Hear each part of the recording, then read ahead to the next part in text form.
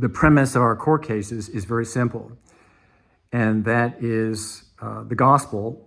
And one fruit of the gospel is a concept uttered by Lamennais, the French philosopher, which said this, that centralization brings apoplexy at the center and paralysis at the extremities. We know that that's the case in every country, whether it's Holland, Belgium, France, or the United States, the Soviet Union. All centralized empires fail. As Sir John Glubb points out in his very famous essay, The Rise of Empires, The Rise and Decline of Empires. They all fail after 250 years or so. Centralization comes when the gospel fades and people rely more and more on the state for salvation, for aid and mercy, for care. Rather than being independent and looking out for themselves, they rely on the state. Our fight in court against traffic harm, which is a mass fraud against us and against our rights by the state itself, arises from the overweening abuse of power apart from law. Not just apart from the gospel, but apart from the law in our state. And in your state, it's probably the same harm and the same offense.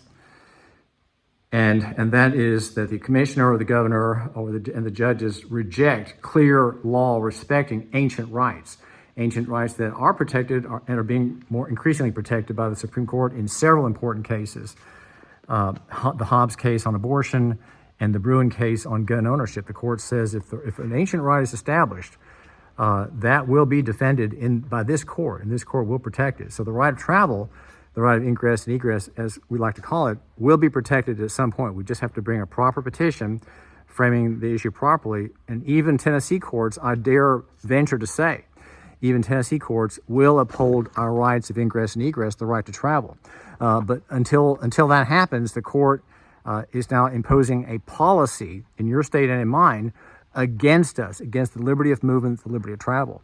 And so we are under a longstanding and grave oppression that affects the weak and the poor the most, the orphan and the widow, those parties who we are duty-bound as Christians to protect. We have to protect them. The argument I make on radio and a premise of one of our website is subsidiarity, described as having a local problem solved locally. Again, localism, nugacentrism, as I like to call it in Chattanooga where I live.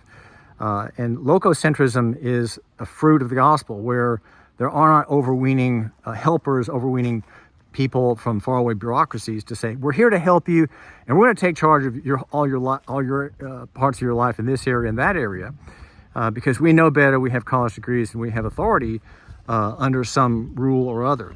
Our resistance to these kinds of claims is long-term, and we're at the bottom probably of where we can get. The argument that we make in support of our local authority, local control, and self-government, I summarize in five points as a journalist in radio and here on this website. And that is that local is better than national, near is better than far. Simple is better than complex. Personal is better than corporate.